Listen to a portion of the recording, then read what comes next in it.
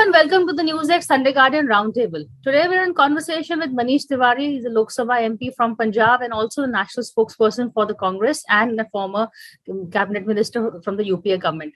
Manish, welcome back. We've been having a series of conversations, but today I want to talk to you about a couple of things. One, of course, the situation in Punjab, but before that, the Jaliyahwala Bagh revamp. I wrote what you wrote, and you in fact linked it to what the sense of what partition means to a lot of people, especially from Punjab, and how a glitzy gimmicky thing just doesn't just takes away from everything really. Well, Priya, what I had written was in the context of the Prime Minister's announcement on the 14th of August 2021, designating 14th of August as Partition Horrors Remembrance Day. And to my mind, someone who's heard stories about the horrors of partition growing up, it was nothing more than a politically loaded metaphor for polarization. The reason I say that is, and I had the occasion of going and revisiting the Partition Museum in the town hall in Amritsar, and I would commend the Prime Minister to definitely pay it a visit because it would definitely enhance his understanding about what partition meant for those people who had to go through it. I was born 18 years after partition, and I grew up in Carbozia's little fantasy town, Chandigarh. Our parents, our great-grandparents who had seen the ravages of partition never used to talk about it. There was always the sense of wanting to move beyond that. During my first elections in 2004 in Ludhiana, one of our MLAs, getting on in years, he had come across as a young boy from Sialkot in 1947. And the term that he used to describe partition was not Batwara. He would always refer to it as Ujada, devastation.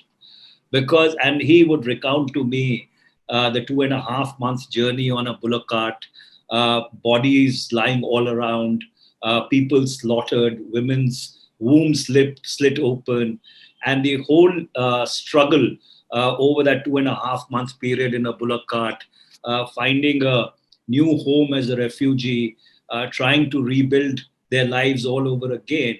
So when the Prime Minister scratches those wounds, he may think it may pay him political dividend. But partition was a horror story for people of 3 countries now in the subcontinent: India, Pakistan, Bangladesh.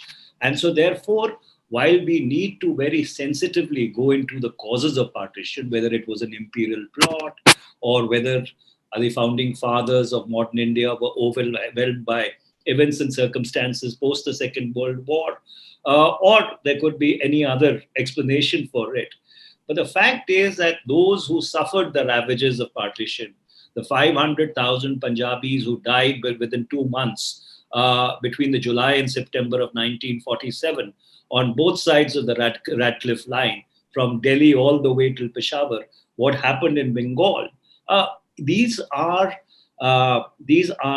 shameful, stark historical facts which need to be treated with solemnity and dignity in order to pay respect to those who have suffered through these indignities.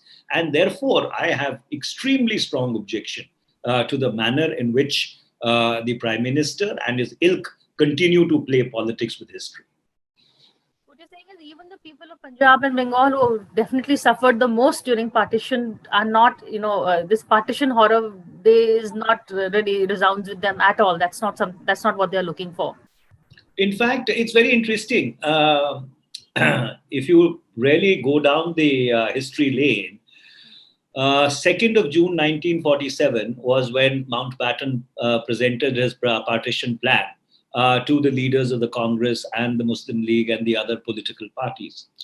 The Radcliffe Award is actually announced at 7 p.m. on the 17th of August, 2 days after both India and Pakistan became independent dominions. So what is the rationale and the logic for designating 14th of August as the Partition Horrors Remembrance Day? And if you were to hold the Muslim League responsible for the partition of India, which definitely they are, by no stretch of imagination can they be absolved of this. But much before the Muslim League even articulated the demand for a separate Pakistan, the demand for the division of India on religious lines was being articulated by the Hindu right. I mean, from Bhai Parmanand downwards to Lala Lajpat Rai to Veer Sarvarkar, there at various points of time in history, in the 20s, in the 30s, earlier on in 1910, people who were on the Hindu right advocated the division of India on religious lines. And they Not found division. They wanted a complementarity. theological state, but they wanted the Akhand Bharat also, right? They didn't want Well, a division. they wanted a division on religious lines. You must read the writings of all these people because time is short. Otherwise, I would have recounted them one by one. And they were complemented by the likes of Iqbal, by the likes of Muhammad Ali Jinnah, by the likes of Chaudhry Rahmat Ali, who originally conceived the entire theoretical construct of Pakistan way back in when he was a student in Cambridge. And interestingly, I discovered that Chaudhry Rahmat Ali actually came from my parliamentary constituency. He was a Muslim Gujar from Balachor. And so, therefore, history is extremely intertwined, complex, nuanced in our part of the world, which has seen over 70 invasions between 1000 AD and 1707 AD. Every invader who came to India, except the British, came down the Khyber Pass. And that's why in Punjab, there is a very famous saying, ki khada pita laheda, baki ehmad shaheda. That whatever you drink, eat and drink is yours. The rest, Ahmad Shah Abdali will take it away. So, without understanding the history, without understanding the social dynamics, without understanding the pain that partition induced for millions and millions of families on both sides of the Radcliffe line, this politically loaded metaphor of polarization, I don't think either does justice to India or even justice to the office of the Prime Minister. Would you say he had UP elections in mind and perhaps even Punjab elections? Well, I don't think in Punjab it's obviously going to have a completely different impact altogether. But all I'm saying is that there is a time when you have to act prime ministerial, you have to look prime ministerial. And if you really believe in Sabka Saath, Sabka Vikas, Sabka Vishwas, then this is not the way of doing it. This is absolutely the most rancid and the most despicable kind of polarization that can be perpetuated. Into this conversation, I want to bring in the remodeling of the Jaliyahwala Bagh. You have also the two voices the Congress is speaking on. Your Chief Minister, Punjab Chief Minister, seems to be in line with the central government's revamp. Rahul Gandhi has, of course, been very critical of it. So, and what is your take on it? Look, I have not really applied my mind to the entire remodeling of Jaliyahwala Bagh, which represents one of the most horrific massacres in pre-independent India.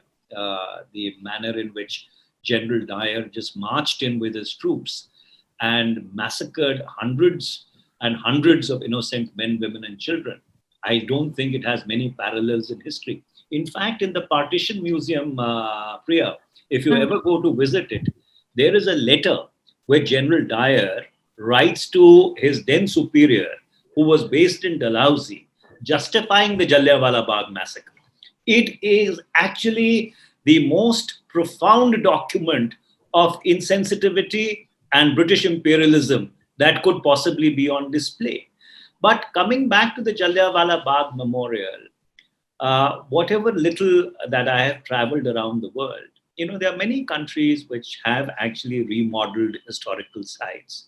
And that is not really to take away from the historicity of it, but to, let's say, contemporize it, present it in a far more in a far more contemporaneous situation. But of course, they do walk the extra mile in order to maintain the historical necessity or the historical context of it. So I think I'll really withhold my judgment. I would really like to go back to the Jaliyahwala Bagh and revisit it to see as to what exactly has been done without before hastening to comment about it in one way or the other. That's interesting, Manish, because a lot of people are reading the captain's comments, maybe not yours so much, as since he's come out and he's actually supported this revamp. Is that he's keeping his options open post Punjab, because given the situation in Punjab, given the fact the way Sidhu is being propped up against him, will he be then doing business with the center? And this it reminds me of when Jyotiraditya Scindia, before he left to join the BJP, he supported the revocation of Article 370. So this captain taking similar steps. Well, Captain Amarinder Singh, in addition to being Chief Minister of Punjab, as you're aware, is a very keen military historian. He has a very, very elevated sense of history. And so, therefore, certain things that he articulates, he does not do it keeping political calculations in mind. I think his instincts must have been similar to what I articulated just now. That having traveled the world and having studied history, having seen historical sites, there is a certain amount of remodeling which has taken place. In fact, if you go back to the concentration camps in Dachau, which is on the outskirts of this great German city, or if you go to Auschwitz in Poland, while they do maintain the original character of the place, but there is a certain amount of renovation and remodeling which has been carried out. The same can be said about various other historical places, even if you go to Angkor Wat and some of those other areas in Laos. So that's why I'm saying, as someone who also has a keen interest in history, I would really want to go down and revisit Jaliyahwala Bagh, because almost every 2 or 3 years I have gone there ever since I've been a child. So I have a fair idea of what it looks like. And I would definitely want to see it after its remodeling, before commenting on it one way or the other.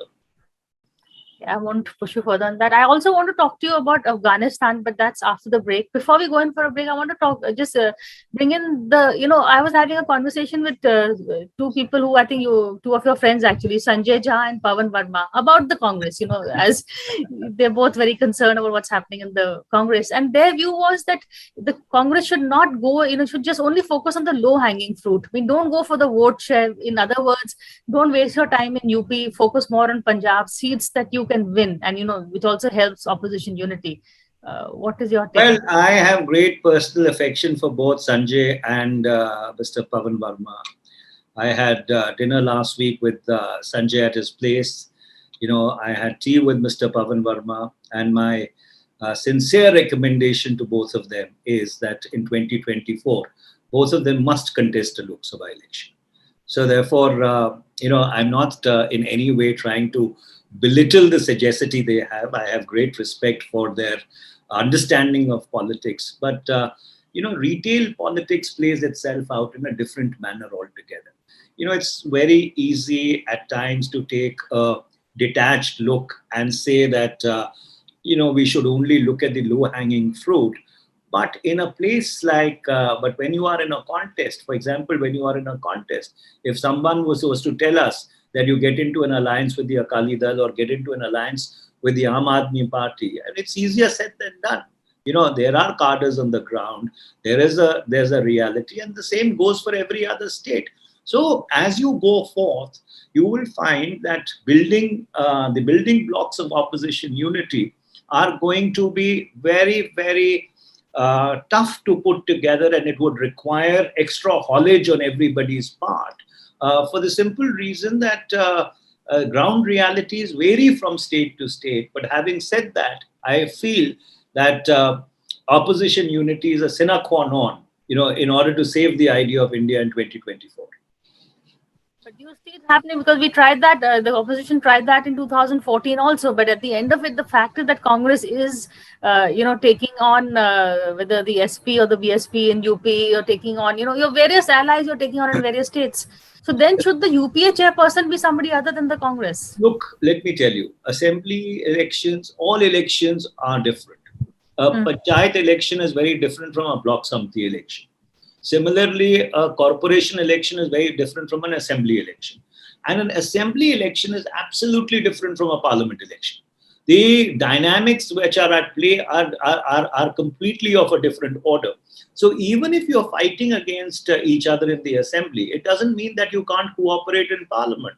You had the classical situation of the left supporting the UPA-1 government while we were fighting each other in West Bengal and Kerala.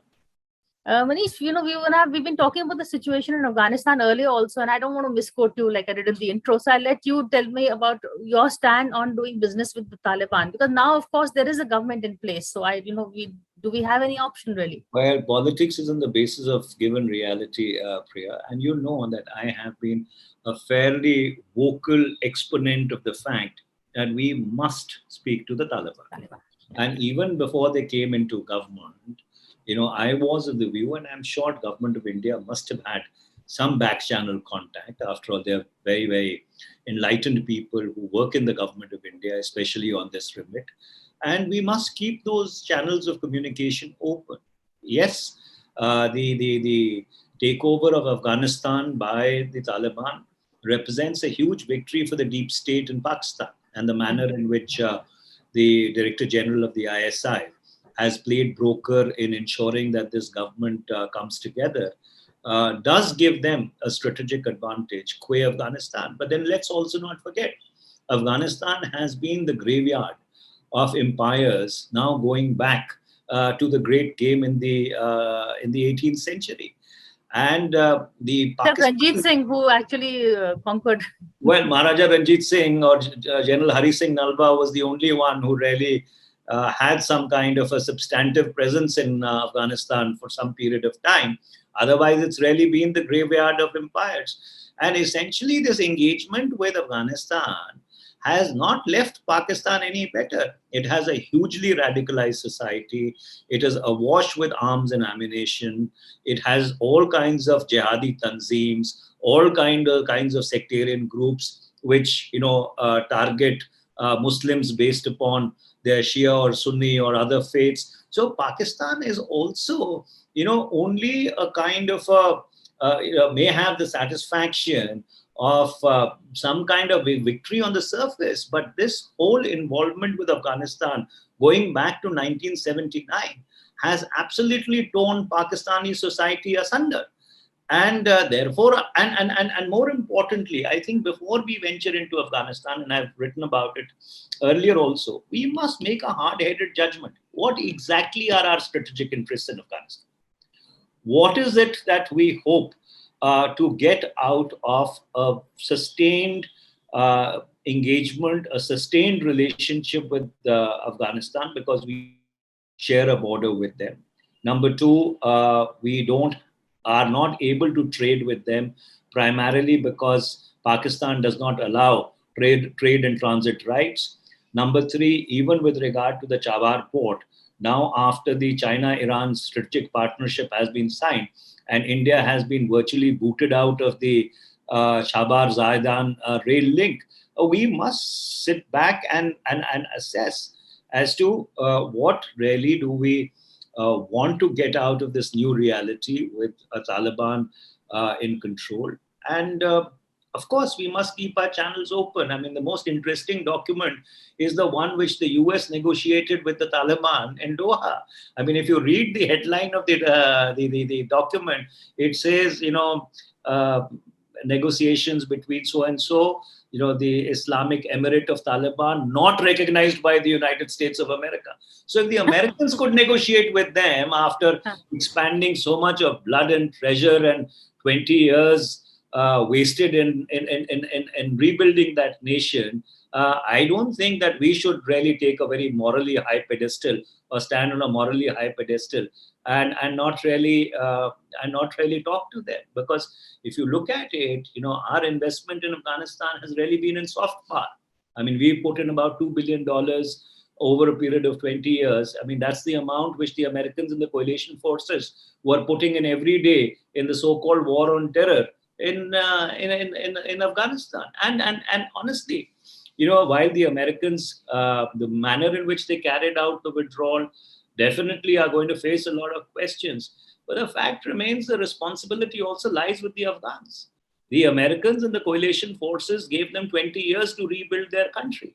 And if they were unable to take advantage of that, I don't think that they can really let themselves off the hook. After all, they had the resources, they had the support, they had the international community backing them. And it's not as if it was 1 or 2 years, it was 2 long decades. And therefore, if after 2 long decades, they were not able to stabilize themselves as a country, the question that I ask myself, are the Americans the only ones to blame? In fact, I was watching an interview with Fareed Zarkaria where he also blamed, the neighbors, and where he says that in fact China and even Iran have stolen a march over India. We should have had a more sustained and, as you said, a realistic foreign policy towards Afghanistan. Well, Priya, I think the best thing that we have done between 1947 and 2021 is to have kept our military paws off. Right? The most sensible decision was taken by Mr. Atal Bihari Vajpayee in 2003 when India was pressurized to send troops to Iraq, when he decided not to put boots on the ground. You see, the Americans and some of the other Europeans have been wanting India to do the heavy lifting. But I don't think it is in India's national interest. And we erred on the side of caution. And that's why we have come out virtually unscathed from this quagmire. Yes, there will be a blowback in Kashmir and Punjab because all these jihadi tanzeems in the larger Middle East and in South Asia feel extremely energized by what has happened in Afghanistan. But that's a reality that we have to deal with. So therefore, I do not agree with this line which the Pentagon and the American think tanks and the North Atlantic Treaty Organization and their various proxies keep peddling from time to time, that India should have taken a more proactive role. India's role in Afghanistan or in any other part of the world must depend on a very cold and calculated determination of what its national interest is. And whenever India has acted in its own national interest, India has come out as a winner. What is our national interest in terms of China and of Pakistan also playing a role in Afghanistan? We have the US wanting to take on China. So is our national interest then aligned towards the US? So here goes the question. In 1979, in the December of 1979, when the Soviets went into Afghanistan, the Soviet Union was a superpower. When the Soviets came out 10 years later in 1989, they recrossed the Amu Darya. The Soviet Union collapsed a year later. The cost of involvement in Afghanistan was too heavy for even a superpower like the Soviet Union to bear. And then that was in the penultimate decade of the 20th century. In the second decade of the 21st century, the United States of America, the only hyperpower in the world, supported by a coalition of 70-odd countries, an international security assistance force, the North Atlantic Treaty Organization, private contractors, non-military personnel. I mean, the entire works was at play. And ultimately, you went out almost in a Saigon-like way, the last helicopter off the embassy roof. So if the Chinese or the Pakistanis want to replicate that, I think we must tell them, please be our guests. Fair enough. Before I let you go, I want to come back quickly to a question on domestic politics. I've wanted to ask you before the break. We were talking about, you and Sanjay Jha. In fact, he posted a very interesting picture of that dinner of yours, calling it the G2. So what is happening with the G2, G23 inner party elections? As I explained in a newspaper article, look, there are a bunch of people who've spent a lifetime in the party. And they believe that the reinvigoration of the Indian National Congress is essential to saving the idea of India in 2024 and beyond. It is not, and it has never been, a challenge to the leadership of the Congress party in any way. It has just been an effort to try and flag certain issues. So therefore, we are able to become the fulcrum and the catalyst of opposition unity, and we are able to preserve and protect the founding ideas of India on which this republic was constituted. That is what all this G2, G23, G303, that is what it is all about. But who is the face of this preserving the ideals and idea of India? See, the thing is that the Indian National Congress has an organizational structure. But unfortunately, we've had certain setbacks, both in 2014, 2019, some subsequent assembly elections we won, some subsequent assembly elections we lost. But the sum total of all these moving parts is that going into 2024, we need a much more cohesive and an integrated machine in ideological terms, in organizational terms, in narrative terms, in order to be able to take on these people who have now been in government for the last 7 years, and by the time they finish, it will be a decade. And mark my words today, when this decade will be remembered, Priya, it will be called the lost decade of India. That's a topic for our next interview, I think, Manish. But for now, thank you so much for this conversation and for talking to us. Thank you.